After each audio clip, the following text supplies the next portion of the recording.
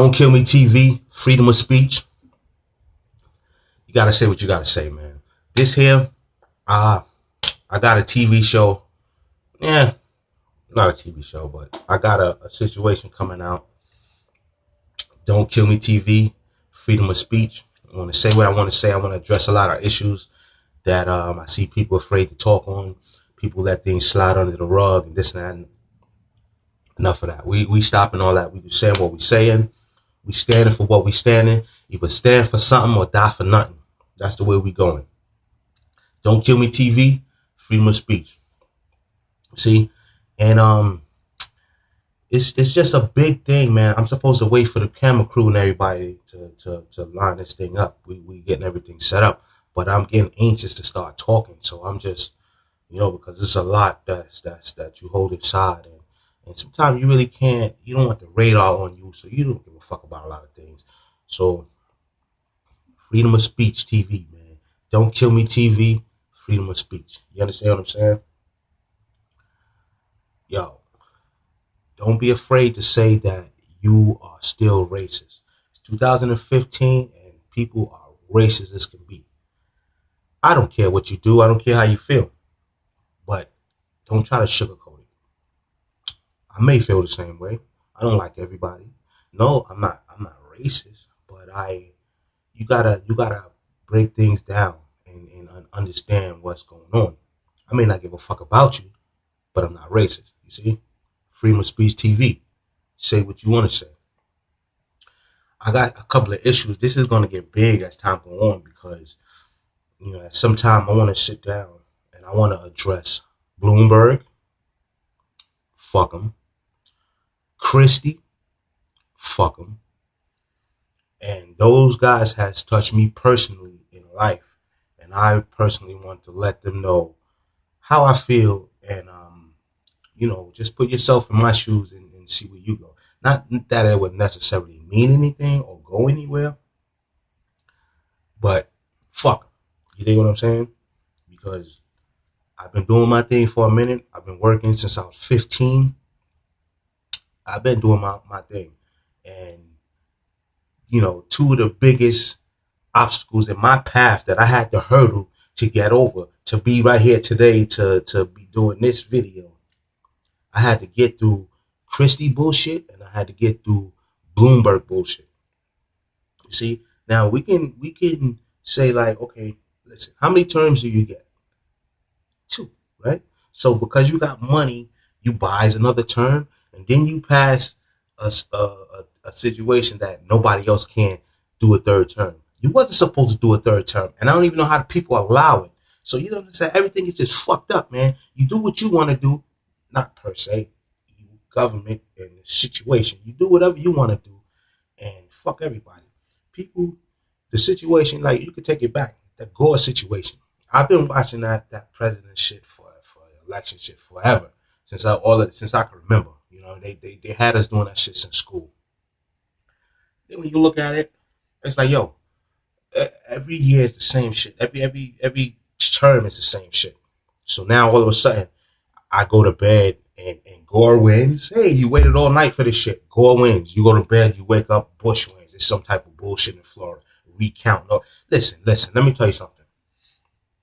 I read a book, Behold of the Pale White Horse, and this man, William Cooper, stated that this whole bullshit was going to occur. He said that 9/11, all of that, he spoke on that. And he said it cannot happen unless these Bush characters is in office. So that's why everything was overturned for that 9/11 thing to trickle down. That shit was a joke. It was, okay, what? You found out asbestos was in the building? Okay, now you want to renovate and clean all that shit out? Oh, it costs too much money to do all that. So if we say terrorists, boom. We heard Silverstein say, drop the fucking tower, number 7. We heard him say that on the phone. You know what I'm saying? But then they takes it off the internet, so you don't see that. So this is the type of stuff. Yo, don't be fooled. We can't change things, but don't be fooled.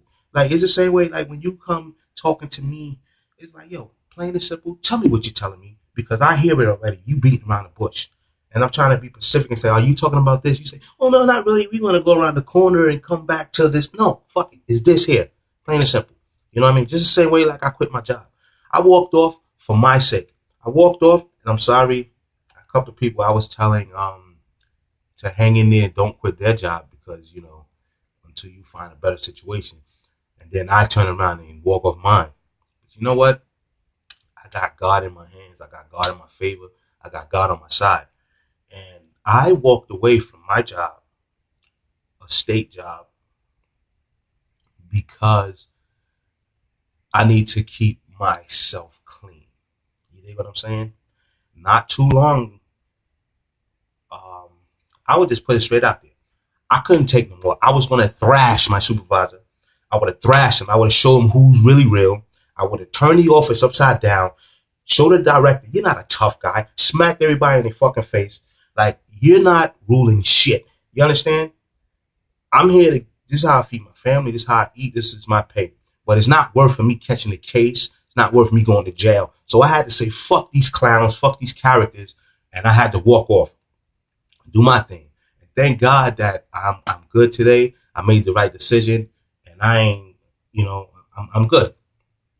Therefore, everybody knows, yes, I needed my job. But it's not worth me having to cause a bigger situation. You know what I'm saying? My comfortability was taken away for months, and I couldn't put up with it no more. I was clearly telling them that, yo, I don't have the time to entertain this. I guess they thought it was a joke. Who's this guy? Yeah, I don't have time to entertain your bullshit. I really don't. I don't have time for this. I got so much shit going on. I come in this place from 3 to 12, and actually, that time is my whole day. I lose everything when I'm in this building. So therefore, I need a change. You see? So I didn't have time to fuck with these people anymore. They're clearly clowns. You know what I'm saying? Clowns. So I move on, and it hurts me to not express my feelings the way I need to express them. And we as people, we get lost. We may feel, oh, I don't know how this person's gonna feel. I don't know how this person might think. Nah, man. State your feelings, man. State how you feel, man. Your comfortability is important. If I ain't comfortable, I'm gonna change the situation to where I'm comfortable. You know what I'm saying? If it ain't my situation, then I need to go somewhere where my situation will allow me to be comfortable. God is first. I understand that. I wake up in the morning. I say my prayers. I give thanks. And I understand that He wakes me up. He allows me to go through the day that I have. He allows everything to take place. So there's no big rush. We used to be on top of things. Oh, well, thinking we doing this. Yo, it goes the way that it goes, and it's gonna flow. So if you just sit back and relax, you will catch the flow. Everything will be all right. Calm thing. Don't rush to. You know what I mean? Yo, people, we live in this thing here, man, and we have to take control. We have to know where it's coming from. You dig what I'm saying? Like nobody really gives a fuck about you. If you understand that, nobody gives a fuck about you. So you have to worry about yourself. You have to care about yourself, your family, your situation, and then you can move on and touch other people along your path. You see, when you watch these animals in the jungle, yeah, the lion, the lioness, she's gonna come in and rip a piece of meat, and she's gonna bring it to the cubs, but she gotta take a piece first. She gotta make sure that she got the strength to keep hunting, to keep feeding her kids. You have to put a little gas in the tank to be able to drive to the supermarket. You dig me? So nothing was never about me. My life was never about me. You know what I'm saying? And that's the point where I'm at today, as to say, yo, I'm very proud of me. I'm very proud of who I am. I'm not a fucked up nigga. And if you ever have a problem with me, then you're the problem. You know what I'm saying? Because I clearly don't give a fuck about anybody who have a problem with me. Unless if I stepped on your toes, then I'm a man enough to acknowledge it and I'm gonna apologize. Straight up. Other than that, I don't give a you know what I mean? And that's where we at. Freedom of Speech TV. I don't give a fuck what you think. I'm gonna say what I want to say. I ain't got nothing to sugarcoat. I ain't got nothing to hide. Got them beats all the way. GP got them unlimited. Take your brand, put it on your back, make your stamp, and do what you gotta do. Fuck working for these people. Self-paid. And I'm gonna do what I gotta do. You dig what I mean? Freedom of Speech TV, baby. Don't kill me. You know what I mean? Because you know once you get big, you start saying shit, you get listeners. Here come the government assassinating you. All this, all that JFK shit. That was government shit, man. And to this day, like you see, you do that and you still get away with it. Oh, we put that shit under the rug, cover, black this shit out in the files, and people get away with that bullshit all the time. You want to look back and say, okay, yo, Saddam. You know why Saddam was taken out? Castro, they wanted him out. All these guys, Bin Laden, these niggas was never after Bin Laden. You know what I'm saying? If you after this man, why would you put his wife and kids in a plane and fly them out of the country? No, if I want you, I'm gonna hold them right here. They ain't going nowhere. If you want them, you come to me. So come on, like you gotta use your head. This whole trick shit, this game shit, man. News. Okay, let me show you something. They wanted Bin Laden. They wanted Saddam and all them other guys out, so U.S. could be the number one dominant force. The bullies. Oh, you got too much clout over there. You got too much power. You got too much oil. You got too much. You dig what I'm saying? So they want to come take it. They want to control it. And this is what we is today. See, even though I don't condone it, but I'm here. No, I'm not Afro-American. No, why? Because you labeled me. You labeled me. This is lotion, but it's curry lotion because it's labeled. Everything is labeled. Everything has a label. So you label me. Boom. Boom. Afro-American. No. I'm just a black man. I'm just a man. I'm a man of God, a child of God. You see, I'm not black, white, Spanish, Puerto Rican, Haitian, Indian, none of that shit. I'm just a man of God, a child of God.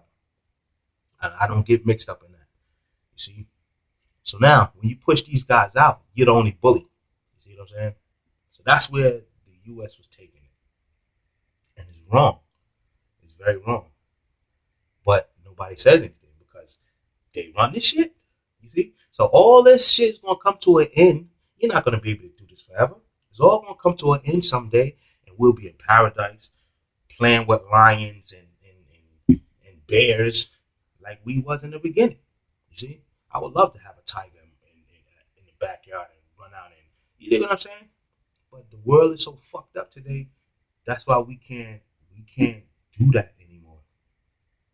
I don't care about anybody looking at me. It's all Kenny talking this woo woo woo and God and this and that. And I am not afraid to say God is number one in my life. God is everything. I may not go to church, but I have that relationship, and I am not afraid to say it here on social media. I hope this shit goes everywhere. I stand on top of the highest mountain and say it. You see, because the one reason I would do that is to show I am not afraid to state that I'm on God's side.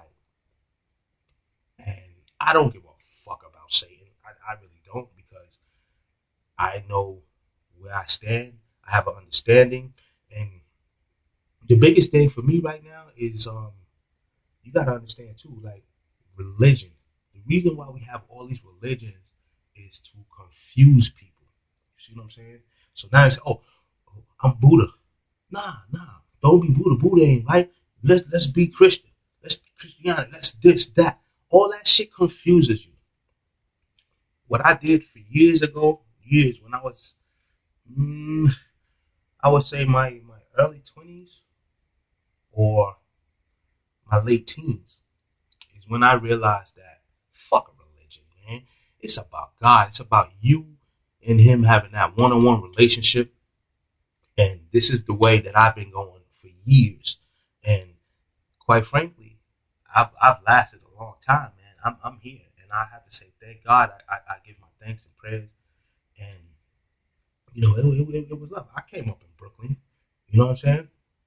It was a time when all your friends around you dropping out the game, getting locked up, shot up and shit, and you don't know, nigga. When I made 18, that was the biggest thing in my life, turning 18, because I made it to that point. You understand what I'm saying? 21, that was big as a black man in the hood. 21, to make 21, that's big, big, yo. 25, these are stages in life that you have to go through. This is what life is for a young black man, for me. You understand? So when you make it then, and then once you made 30, it's like, oh shit, okay, so now that was over. So you didn't think about none of that no more. Now you straight, you good now. But that's what it was as a young man at 18 years old. You did, man. Life is beautiful. I made it to 40. I have a beautiful life. I have 3 beautiful children. My daughter is 17. She's a straight A student. She's about to go to college. She won a championship in basketball. All that beautiful time in my life. My son is 9. He's being homeschooled right now. He's just so amazing. Like he's over there somewhere mentally. Like he's and he you can't put a finger on him.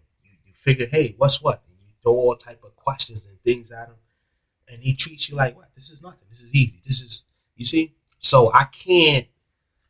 I was against the whole uh homeschooling at first, and then I realized that you know I got his attention, and when I'm giving him stuff and I'm showing him things, he got it, man. He got it. And I just want to make sure he's not missing out on nothing. So it's like I have to keep throwing it out there and making sure. And he's like, yo, daddy, this is like, more like he said, yo, this is too easy for me. What are you doing? Like, give me something that's challenging. And that's what I like. You know what I mean? So I'm not mad at the homeschooling at all.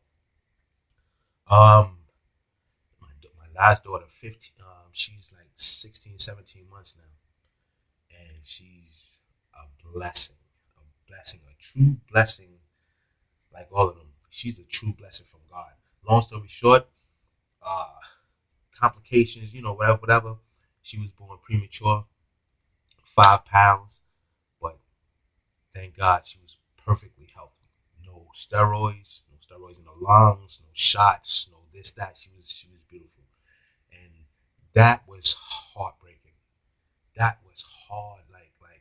Like I had so much joy. Like I couldn't thank God enough for our situation as a family. I really couldn't thank him enough. So so many prayers and thank yous. It's like it's just not enough. I just don't feel like I thanked him enough. So what I did was I started a foundation, Maya Skies for Kids We Care Foundation. In the beginning, people thought that maybe I was trying to ask for money for us for the donate to us to help. No, but it was on the other foot. It was me expressing my feelings and giving my appreciation. I couldn't thank God enough, so I decided to help people, anybody around me, anybody in arm's reach. So this foundation was inspired by my daughter, so I named it after her. But this is funded to go and help children, help 13 and under kids. It started out with last September 2013. Simple book bags, cartoon character book bags. Fill them up with school supplies and pass them out. And that was the start of it. And a year and a half later, we going and we legit now. We legalized. We got tax IDs and everything, and we straight. And it's just God is good, man. And I just want to say, man, I'm not afraid to give my appreciation and thanks to God. And that's basically where I stand. You know, I ain't gonna go on too much with this here, but that's where I stand, and that's the real deal. You see, you gotta know all this crazy stuff going on around us. The last days are coming. People don't know what's going on. See, because they caught up in the fast pace. Oh, this, that. Oh, what's the next thing to do? Let's go over here. Let's do that. Relax, calm down, and acknowledge what's going on in front of you. You know, so you can see it, and then like you don't want to run out into the street and all of a sudden, oh shit, cars coming. What you see? No, relax, take your time, look both ways before you step out into the street. Don't just step out in the lane like, hey, you find a time, turn up and shit. You can turn up, but make sure everything is straight, and then go turn up. That's it. So, like, man, I just want to say thank God, man, for everything, man. I had a beautiful life, man, beautiful kids.